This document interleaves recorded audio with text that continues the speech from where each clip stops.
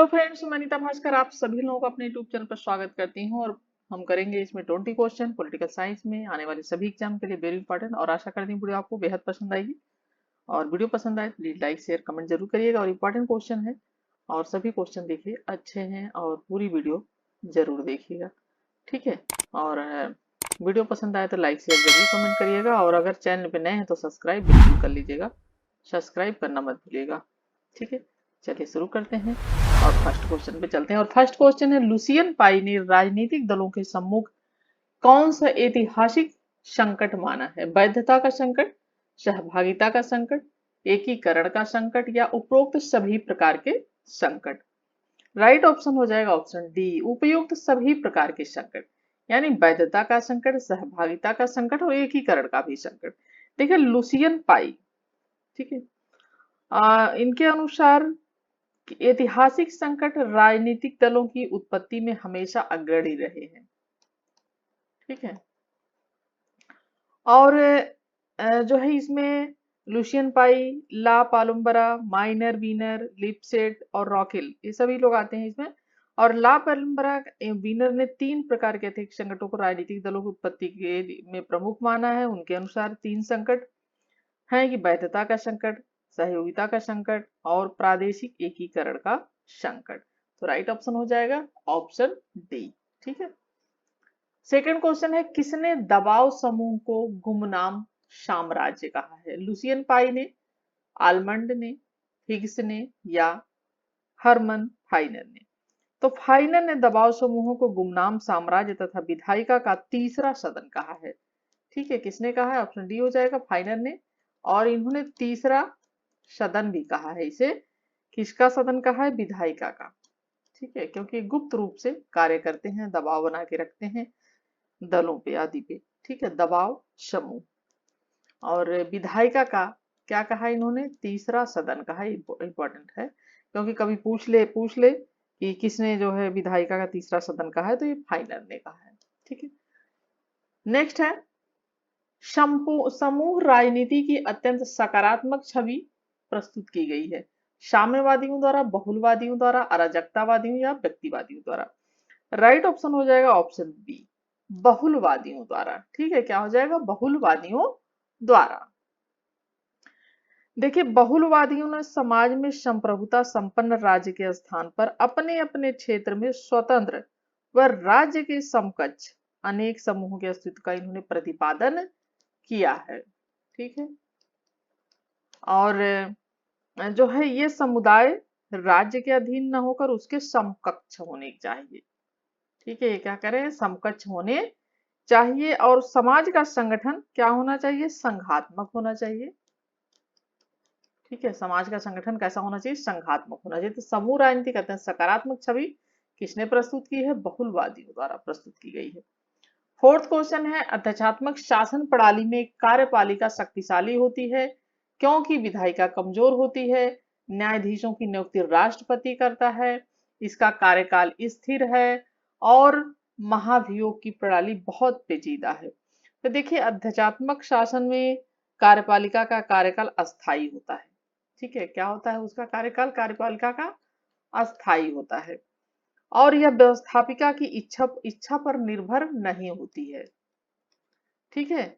और अस्थायित्व के कारण शासन की कुशलता एवं निपुणता बढ़ती है और तथा नीति में अचानक परिवर्तन का भय नहीं रहता है, ठीक है। तो इसका राइट ऑप्शन जो हो जाएगा ऑप्शन सी हो जाएगा, इसका कार्यकाल स्थिर होता है, ठीक है। नेक्स्ट है, निम्नलिखित में से किस एक लेखक ने मत प्रकट किया है कि मंत्रिमंडलात्मक शासन प्रणाली में नौकरशाही मंत्री पदी उत्तरदायित्व की ओट में फलती होती है? हरमन फाइनर ने, हेराल्ड लास्की ने, आइवर जेनिक्स ने या उपयुक्त में से कोई नहीं? और फिफ्थ क्वेश्चन का जो राइट ऑप्शन है वो हो जाएगा ऑप्शन डी, यानी उपयुक्त में से कोई नहीं, इसमें से कोई नहीं। देखिए रमजे म्योर के अनुसार, किसने? रमजे म्योर। तो रमजे म्योर के अनुसार मंत्रिमंडलात्मक शासन प्रणाली में नौकरशाही मंत्रिपति उत्तराधिकारी ओट में फलती होती, किसने कहा ये कहा है ठीक है, रमजे मोर ने, इसमें से किसी ने नहीं कहा। ठीक है, ये ध्यान रखना आपको।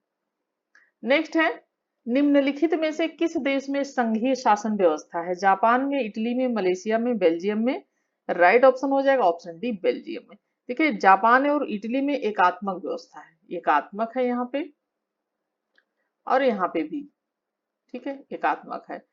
और जो है मलेशिया में पहले संघात्मक शासन था, लेकिन अब वहां पे भी एकात्मक शासन हो गया है यहाँ भी। तो यहाँ पे बेल्जियम जो है वहां पे संघात्मक शासन है। ठीक है, यहाँ पे। नेक्स्ट है, परिसंघ संघवाद से भिन्न है क्योंकि यह एक संप्रभु और स्वतंत्र राज्य के बीच समझौता है। इसमें एक सामान्य केंद्र है। इसके सदस्य परिसंघ से अलग नहीं हो सकते। इसके सदस्य संप्रभु सत्ता रखते हैं। राइट ऑप्शन डी हो जाएगा, इसके सदस्य संप्रभु सत्ता रखते हैं। देखिए, परिसंघ में प्रत्येक सदस्य राज्य संप्रभु बना रहता है और इस प्रकार संप्रभु राज्यों की बहुलता बनी रहती है। ठीक है, बहुलता बनी रहती है और प्रत्येक सदस्य राज्य का अंतर्राष्ट्रीय व्यक्तित्व बना रहता है और वह किसी से संधि कर सकता है तथा युद्ध की घोषणा भी कर सकता है। ठीक है, तो राइट ऑप्शन हो जाएगा, परिसंघ संघवाद से भिन्न है क्योंकि इसके सदस्य संप्रभु सत्ता रखते हैं। ठीक है, और संप्रभुता का मतलब है अपना खुद का जो है प्रभुत्व। नेक्स्ट है, निम्नांकित में से संवैधानिक सरकार के अस्तित्व हेतु कौन सी आवश्यक पूर्व आवश्यकता है? संघ और राज्यों के मध्य शक्तियों का वितरण, सीमित सरकार, स्वतंत्र न्यायपालिका या एक लिखित संविधान। और राइट ऑप्शन हो जाएगा ऑप्शन बी, सीमित सरकार। तो संवैधानिक सरकार से सीमित अर्थबोधन होता है क्योंकि संवैधानिक सरकार वह होती है जो संविधान की व्यवस्थाओं के अनुसार क्या होती है? संगठित, सीमित और क्या होती है? नियंत्रित होती है। ठीक है, सीमित, संगठित और नियंत्रित होती है और तथा विशेष जो है व्यक्ति विशेष की इच्छाओं के स्थान पर केवल विधि के अनुरूप यानी कानून के अनुरूप, ठीक है, लॉ के अनुरूप ही संचालित होती है। ठीक है, नेक्स्ट है, भारतीय संविधान में समवर्ती सूची का विस्तार लिया गया है। कहां से लिया गया है? यूएसए के संविधान से, स्विट्जरलैंड के संविधान से, ऑस्ट्रेलिया के संविधान से, यूएसएसआर यानी रूस के संविधान से। ठीक है, और राइट ऑप्शन क्या हो जाएगा इसका? ऑप्शन सी हो जाएगा, ऑस्ट्रेलिया के संविधान से समवर्ती सूची का प्रावधान लिया गया है। देखिए, भारतीय संविधान में यूएसए से क्या लिया गया है? मौलिक अधिकार लिया गया है यहाँ से। ठीक है, मौलिक अधिकार, ह्यूमन राइट्स जो है हमारे। ठीक है, तो मौलिक अधिकार लिया गया है और जो है न्यायिक पुनरावलोकन भी यहाँ से लिया गया है। ठीक है, न्यायिक पुनरावलोकन भी यहाँ से लिया गया है यूएसए से यानी अमेरिका से। और स्वतंत्र न्यायपालिका भी यहाँ से ली गई है। ठीक है, स्वतंत्र न्यायपालिका भी यहाँ से ली गई है। उसके ये बहुत इंपॉर्टेंट है, देखिए हर एग्जाम में पूछता है, मिलाने के लिए दे सकता है कैसे भी, तो ये आपको बहुत ध्यान रखना है कि कहाँ से क्या लिया गया है। यानी वैसे से देखिए, मौलिक अधिकार फर्स्ट पॉइंट, दूसरा न्यायिक पुनरावलोकन और स्वतंत्र न्यायपालिका, ये तीनों चीज कहाँ से ली गई है? यूएसए से यानी अमेरिका से। फिर उसके बाद आ जाता है ऑस्ट्रेलिया से। ठीक है, ऑस्ट्रेलिया से क्या लिया गया है? समवर्ती सूची ऑस्ट्रेलिया से ली गई है। ठीक है, ये समवर्ती सूची जो है कहाँ से लिया गया है? ऑस्ट्रेलिया से लिया गया है। और जो है ब्रिटेन से क्या? सोवियत संघ से मूल कर्तव्य लिया गया है। ब्रिटेन से संसदीय प्रणाली ली गई है। ठीक है, और जापान से विधि द्वारा जो है, कनाडा से संघात्मक व्यवस्था ली गई है। ठीक है, कनाडा से संघात्मक व्यवस्था जो है वो कनाडा से ली गई है। ठीक है, और जापान से विधि द्वारा स्थापित जो प्रक्रिया वो ली गई है और यूएसए के समान संरचना आदि ले गया है। अफ्रीका से जो संशोधन की प्रक्रिया ली गई है। तो ये सारी चीजें बहुत इंपॉर्टेंट है, थोड़ा सा आप एक बार जरूर अच्छी तरीके से ये सारी चीजें ध्यान रखिए क्योंकि बहुत पूछता है, मिलाने के लिए भी दे सकता है।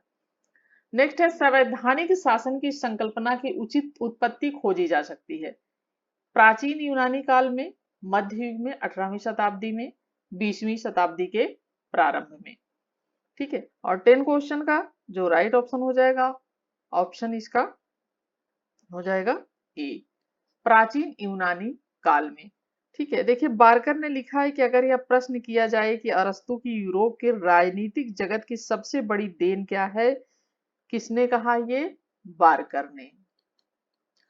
तो बार्कर ने क्या कहा है? बार्कर ने कहा है कि अगर यह प्रश्न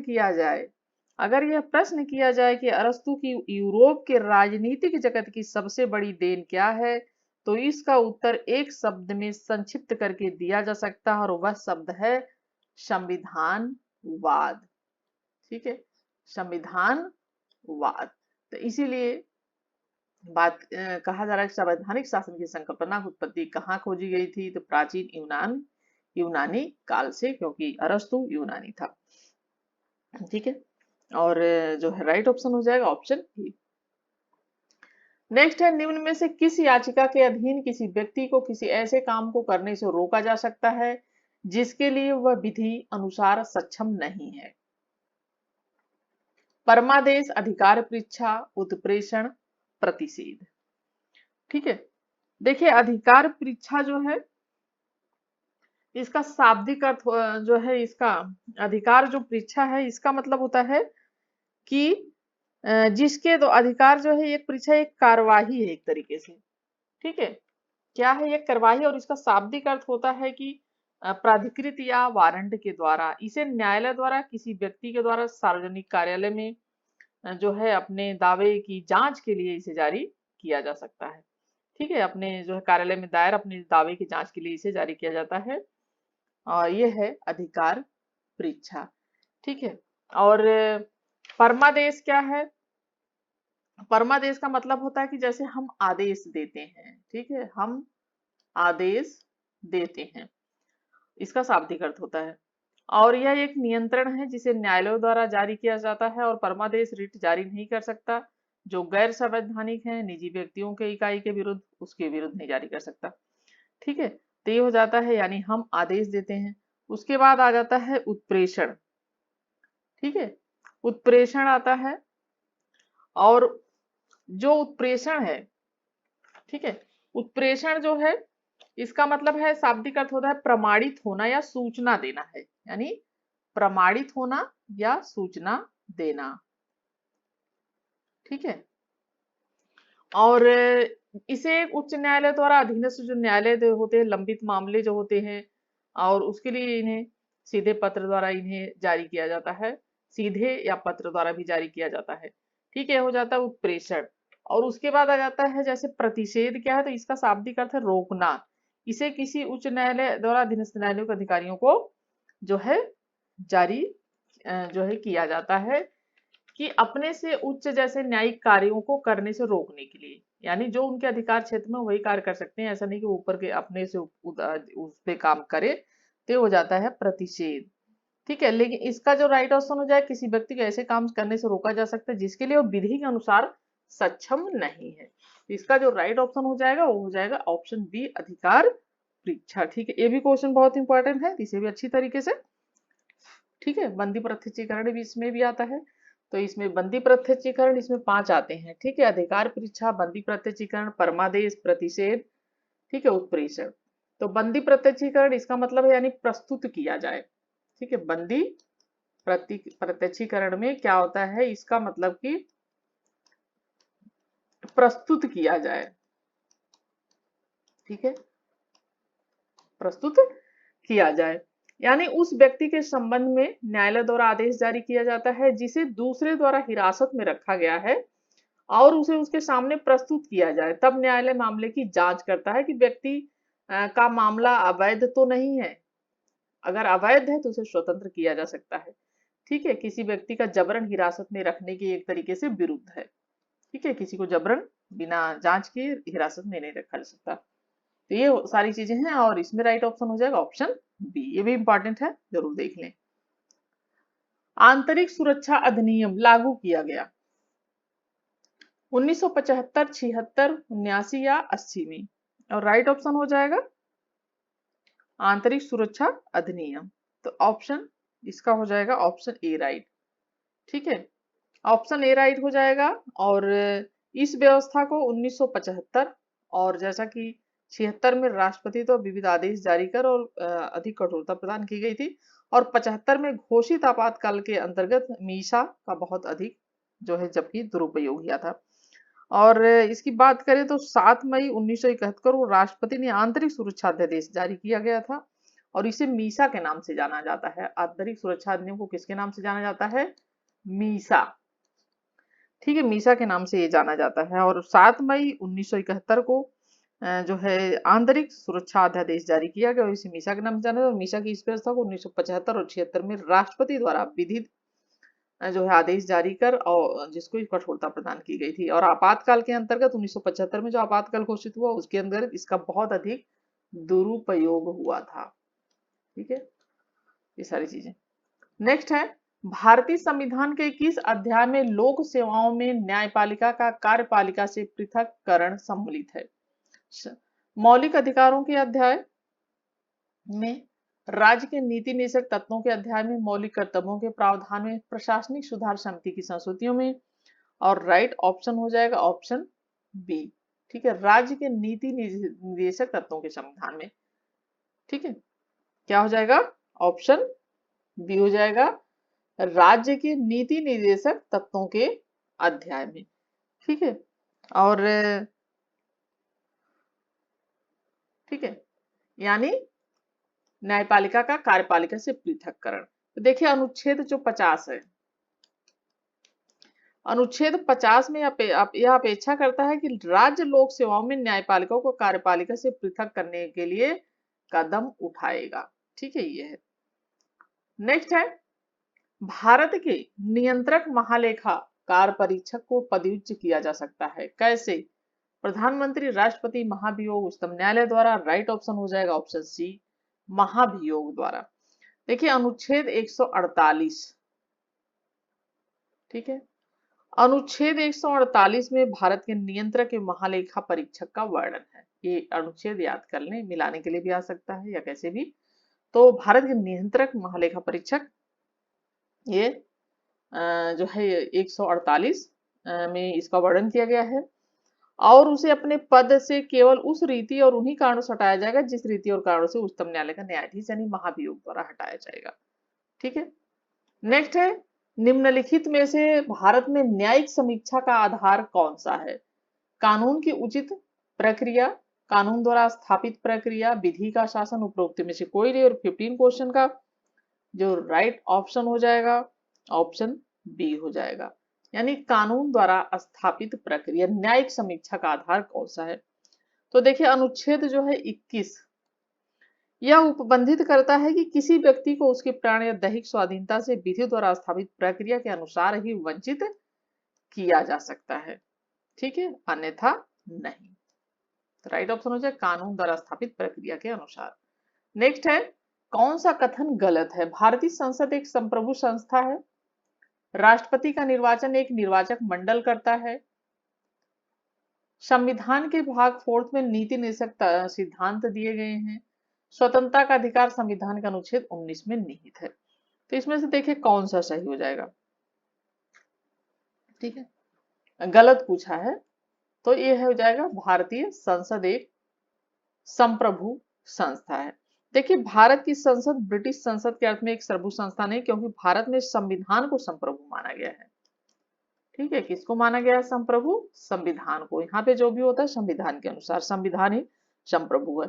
क्योंकि भारत में संविधान को संप्रभु माना जाता है और संसद के संविधान संशोधन शक्ति पर अनेक सीमाएं आरोपित की गई हैं और ये तीनों चीजें बाकी सही है। स्वतंत्रता का अधिकार 19 में है, भाग 4 में नीति निषेधकता सिद्धांत है और राष्ट्रपति का निर्वाचन एक निर्वाचक मंडल करता है।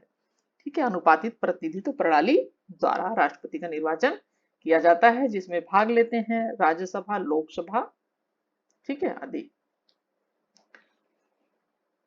चलिए 17 क्वेश्चन है, लोकसभा सचिवालय प्रत्यक्ष पर्यवेक्षण में आता है गृह मंत्रालय के, संसदीय कार्य मंत्रालय के, प्रधानमंत्री कार्यालय के, लोकसभा अध्यक्ष के। राइट ऑप्शन हो जाएगा ऑप्शन इसका ऑप्शन डी। ठीक है, लोकसभा के अध्यक्ष के। देखिए लोकसभा का सचिवालय सभापति या अध्यक्ष जैसे कह सकते हैं, जैसी भी स्थितियों के मार्गदर्शन और नियंत्रण में स्वतंत्र सचिवालयों के रूप में कार्य करते हैं। तो राइट ऑप्शन हो जाएगा ऑप्शन डी। नेक्स्ट है किसी संसद सदस्य के स्थान को रिक्त घोषित किया जाता है यदि वह सदन में बिना किसी सूचना के निम्नलिखित अवधि तक अनुपस्थित रहता है। 3 माह, 2 माह, 6 माह या 60 दिन। और राइट ऑप्शन हो जाएगा ऑप्शन सी, 6 माह तक। यानी किसी संसद सदस्य के स्थान को रिक्त तभी घोषित किया यदि वह बिना किसी सूचना के 6 माह तक 60 दिनों तक जो है सदन से अनुपस्थित रहता है। ठीक है। यहाँ पे है कि रिक्त घोषित किया जा सकता है यदि वो 60 दिनों तक, ठीक है, अगर 2 महीने तक यानी अनुपस्थित रहता है। ठीक है, ये हो जाएगा ऑप्शन डी हो जाएगा, ये नहीं होगा। ठीक है, यानी रिक्त तभी घोषित किया जाता है जब वह 60 दिनों तक यानी 2 महीने तक अनुपस्थित रहता है। ठीक है, ऑप्शन डी हो जाएगा। नेक्स्ट है निम्नलिखित में से कौन सा एक सही नहीं है। लोकसभा का महासचिव अध्यक्ष को परामर्श देता है। बी है वह संसदीय अभिसमयों का संरक्षक है। सी है वह सभी संसदीय समितियों को सचिवालय सहयोग प्रदान करता है। और डी है उसका चयन सदस्य के सदन के सदस्यों में से होता है। ठीक है, और राइट ऑप्शन हो जाएगा ऑप्शन डी, उसका चयन सदन के सदस्यों में से होता है। ठीक है, ये सही नहीं है। लोकसभा का महासचिव अध्यक्ष को परामर्श देता है, वह संसदीय अभिसमयों का संरक्षक, वह सभी संसदीय समितियों को सचिवालय सहयोग प्रदान करता है। और राइट ऑप्शन यहाँ पे डी है, यानी ये सही नहीं, बाकी सब सही है।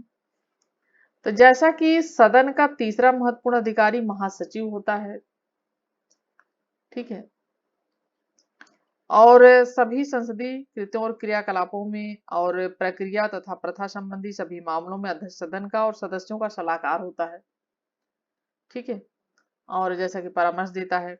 और जो है महासचिव संसदीय परंपराओं का और प्रथाओं का रक्षक होता है। ठीक है, और वह सब संसदीय समितियों को जो सचिव सहायता और कर्मचारी उपबंध कराता है और वह उनके स्वयं उनके मंत्रणा देने के लिए उपलब्ध रहता है। यहाँ पे राइट ऑप्शन हो जाएगा ऑप्शन डी। नेक्स्ट है स्थगन प्रस्ताव के द्वारा जनहित से जुड़ी आवश्यक समस्या को सदन के समक्ष लाया जाता है और इस प्रस्ताव के बारे में निम्न में से कौन सी समस्या उपयुक्त नहीं है। यदि लोगों की सुरक्षा खतरे में हो, यदि कई लोगों की मौत जहरीली शराब पीने से हो गई हो, यदि कर्ज के कारण किसानों ने आत्महत्या की हो, यदि रेल दुर्घटना हो गई हो। और 20 क्वेश्चन का राइट ऑप्शन हो जाएगा ऑप्शन डी, यानी रेल दुर्घटना हो गई हो। ठीक है, यह पूछा है उपयुक्त नहीं है।